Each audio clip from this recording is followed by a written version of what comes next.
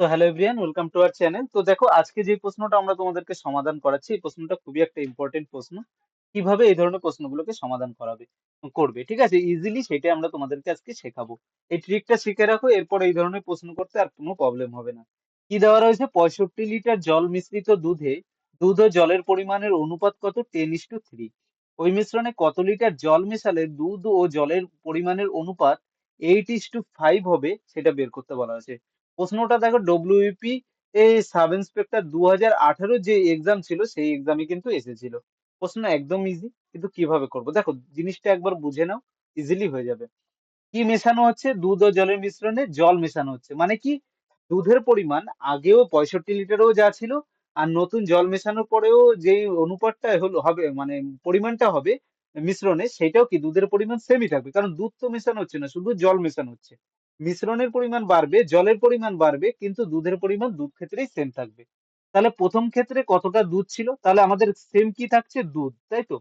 দুধ আমাদের কিন্তু সেম থাকছে।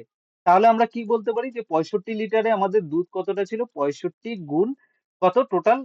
দুধ আর জলের অনুপাত, প্রথমে দুধ তারপরে জল, তাই তো। 10 ভাগ দুধ, 3 ভাগ জল। তাহলে টোটাল অনুপাত, টোটাল মিশ্রণ কত? 10 আর 3 13। 13 ভাগের মধ্যে দুধ ছিল কত? 10 ভাগ, তাই তো। আগে তাহলে অনুপাতটা কত ছিল? 65 লিটারের মধ্যে 65 এর 10/13 অংশ ছিল দুধ। কিন্তু বর্তমানে কতটা? এখন আমি ধরলাম x লিটার জল মেশানো হলো, তাহলে মিশ্রণটা কত এসে দাঁড়ালো? 65 + x। এতে কতটা দুধ হলো? দুধের পরিমাণ কি? 8। এখন কত? 8:5, তাহলে মানে 8 অংশ। কত অংশের মধ্যে? 8 আর 5 13 অংশের মধ্যে 8 অংশ হলো এখন বর্তমানে দুধ। এবার বিষয়টা বোঝার চেষ্টা করো যে আগে যেই দুধ ছিল, পরে যেই দুধ ছিল, সেটা তো সেম, কারণ দুধের পরিমাণ তো আমাদের চেঞ্জ হয়নি। তাহলে এটাকে আমরা দুটোকে সমান করে দিলাম, আগের মিশ্রণে দুধের অনুপাত বের করলাম, পরিমাণ, সেকেন্ড মিশ্রণে দুধের পরিমাণ বের করলাম। এবার কেটে দাও, 13 13 কেটে গেল।